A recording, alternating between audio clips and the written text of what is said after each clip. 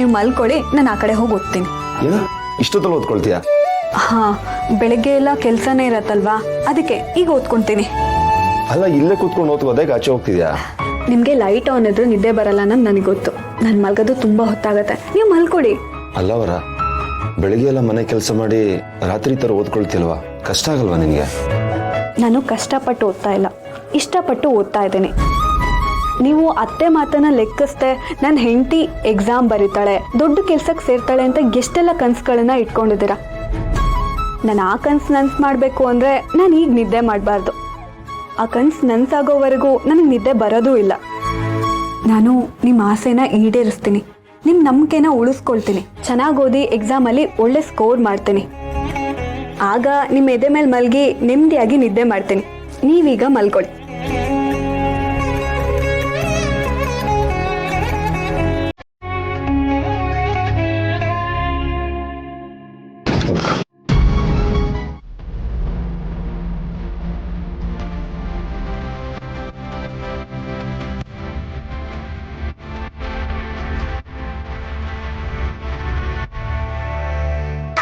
ಅಮ್ಮ, ಹುಷಾರಾಗಿದ್ದೀರಾ?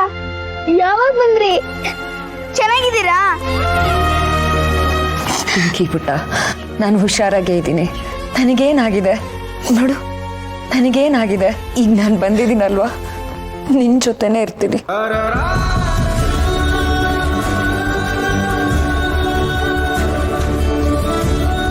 ವಂದನಾ, ಕೂತ್ಕೋ ಕೂತ್ಕೋ. ಹೇಗಿದೆಯಮ್ಮ? ಹುಷಾರಾಗಿದ್ದೀನಿ ಬಾವಾ.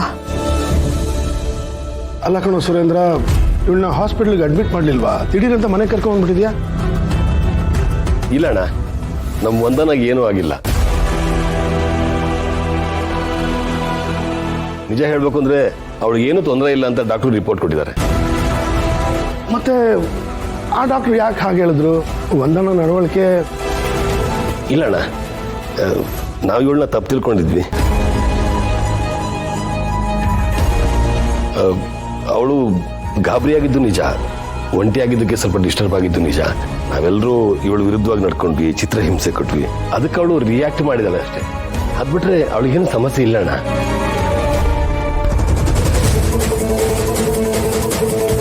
ಹಾಗಿದ್ರೆ ಆ ಡಾಕ್ಟರ್ ನಮ್ಮ ಹತ್ರ ಸುಳ್ಳು ಹೇಳಿದ್ದಾರೆ ಅಂತಾಯ್ತು. ಆಕೆನ ಸರಿಯಾಗಿ ವಿಚಾರಿಸ್ಕೋತೀನಿ. ಪರವಾಗಿಲ್ಲ ಅಣ್ಣ, ಕೆಲವು ಡಾಕ್ಟರ್ಗಳು ದುಡ್ಡುಗೋಸ್ಕರ ಆ ರೀತಿ ಮಾಡ್ತಾರೆ.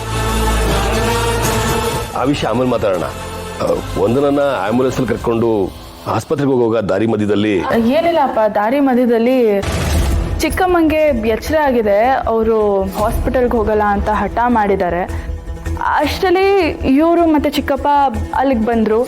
ಅದಕ್ಕೆ ಸೆಕೆಂಡ್ ಒಪಿನಿಯನ್ಗೆ ಅಂತ ಇನ್ನೊಂದು ಹಾಸ್ಪಿಟಲ್ಗೆ ಕರ್ಕೊಂಡು ಹೋದ್ವಿ ಅಷ್ಟೆ. ಆ ಡಾಕ್ಟರ್ ಮಾತು ಕಟ್ಕೊಂಡು ಪಾಪ ಹೇಳೋ ರೂಮಲ್ಲಿ ಕೂಡ ಹಾಕಿ ಹಿಂಸೆ ಕೊಟ್ಬಿಟ್ವಿ.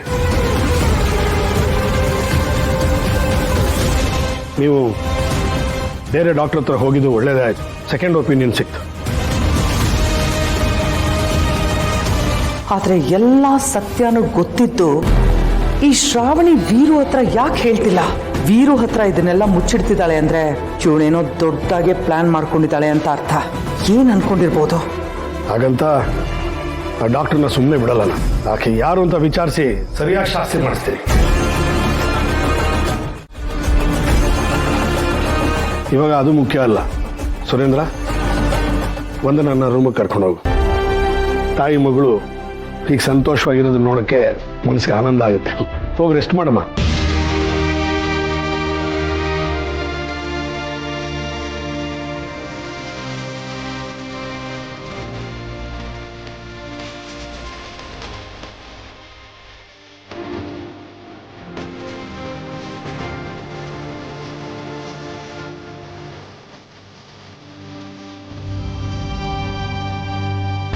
ಶ್ರಾವಣಿ ಏನೋ ಪ್ಲಾನ್ ಮಾಡಿದ್ದಾಳೆ.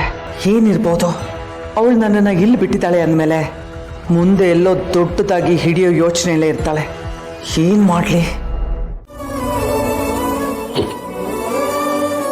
ಆಸ್ತಿ, ಅಂತಸ್ತು, ಅಧಿಕಾರ ಅಂತ ಕೂಗಾಡ್ತಿದ್ದೆ ನಾನು. ಪ್ರೀತಿ ಇದನ್ನೆಲ್ಲ ಮೀರಿದ್ದು ಅಂತೇಳಿ ಸುಬ್ಬು ಸಾಬೀತು ಮಾಡ್ಬಿಟ್ಟ.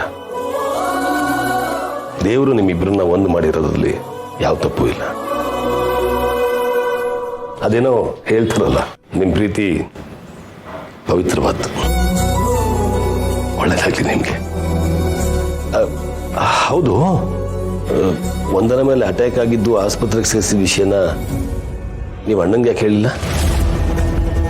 ಇಲ್ಲ ಚಿಕ್ಕಪ್ಪ, ಕೆಲವೊಂದು ವಿಷಯನ ನೇರವಾಗಿ ಹೇಳೋದ್ರಿಂದ ಸತ್ಯ ಹೊರಗೆ ಬರಲ್ಲ. ಅಪ್ಪನ ಹತ್ರ ಅಟ್ಯಾಕ್ ಆಯಿತು ಅನ್ನೋದಕ್ಕಿಂತ ಅಟ್ಯಾಕ್ ಯಾರಿಂದ ಆಯಿತು, ಹೇಗಾಯಿತು, ಇದನ್ನೆಲ್ಲ ತಿಳ್ಕೊಂಡು ಅವ್ರ ಹತ್ರ ಸಾಕ್ಷಿ ಸಮೇತ ಹೇಳಬೇಕು. ಹೌದು ಸರ್. ಈಗ ವಂದನಾ ಮೇಡಮ್ ಜೊತೆ ನೀವು ನೆಮ್ಮದಿಯಾಗಿರಿ. ಈ ವಿಷಯನ ನಾವು ನೋಡ್ಕೊತೀವಿ. ಆದಷ್ಟು ಬೇಗ ಯಜಮಾನ್ರಿಗೆ ಈ ವಿಷಯ ನಾನು ತಿಳಿಸ್ತೀನಿ. ಒಂದಂತೂ ನಿಜ ಚಿಕ್ಕಪ್ಪ, ನನ್ನಿಂದ ಆಗಲಿ ಇವರಿಂದ ಆಗಲಿ ನಿಮ್ಮ ಮನಸ್ಸಿಗೆ ನೋವಾಗಿರ್ಬೋದು.